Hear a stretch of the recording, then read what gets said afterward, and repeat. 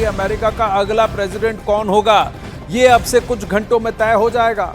मुकाबला कमला हैरिस और Donald Trump के बीच है और आज शाम 5 बजे से अमेरिका में वोटिंग शुरू हो जाएगी।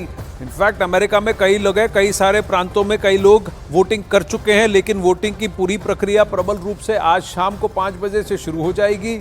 अमेरिका के अलग अलग राज्यों में मतदान का वक्त और नियम अलग अलग हैं। हालांकि भारतीय समय के अनुसार अमेरिका में आज शाम 5 बजे से वोटिंग शुरू होनी है। अमेरिकी राष्ट्रपति चुनाव में डेमोक्रेटिक पार्टी से कमला हैरिस और रिपब्लिकन पार्टी से डोनाल्ड ट्रंप राष्ट्रपति पद के दावेदार हैं। अमेरिकी राज्यों के लिए निर्धारित कुल 538 इलेक्टोरल कॉलेज में से जिस उम्मीदवार को 270 वोट मिल जाएंगे वो अमेरिका का अगला राष्ट्रपति होगा। अमेरिका में कुल 23 करोड़ से अधिक लोग वोट देने के योग्य हैं, लेकिन 16 करोड़ लोग ही रजिस्टर्ड वोटर्स हैं। अमेरिकी राष्ट्रपति चुनाव में ज्यादातर वोटिंग बैलेट से होती है। वोटिंग बेशक 5 नवंबर को होगी, लेकिन नतीजों की घोषणा में कई दिन लग सकते हैं। नया राष्ट्रपति 20 जनवरी 2025 में पद की शपथ लेगा या लेगी।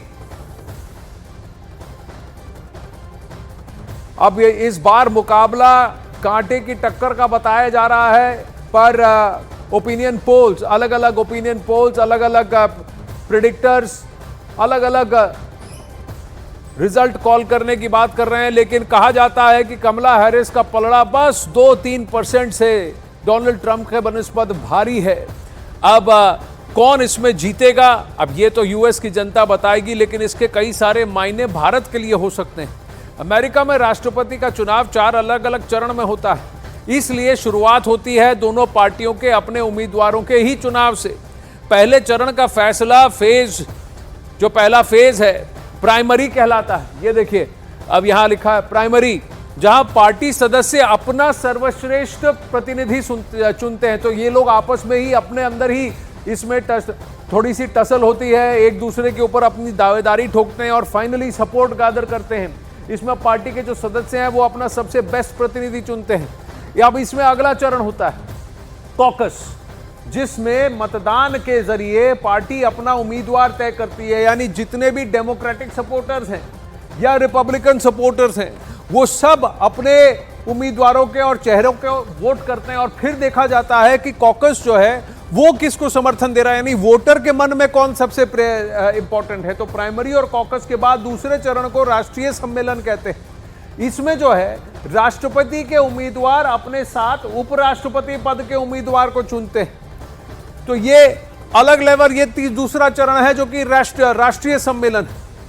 तो अब यहां पर राष्ट्रपति का उम्मीदवार और उनका रनिंग मेट यानी कि वाइस प्रेसिडेंट का कैंडिडेट कौन है। तो ट्रंप वैंस हैं एक तरफ और दूसरी तरफ कमला हैरिस ने भी अपने उपराष्ट्रपति के लिए अपने मेट को चुना है, रनिंग मेट को चुना है। तो इसके लिए भी एक सिलेक्शन प्रोसीजर होता है। इसके साथ ही सभी दल राष्ट्रपति पद के फाइनल उम्मीदवार को चुनते हैं। अब इसके बाद हर राज्य में लोग एक राष्ट्रपति और एक उपराष्ट्रपति के लिए वोट करते हैं।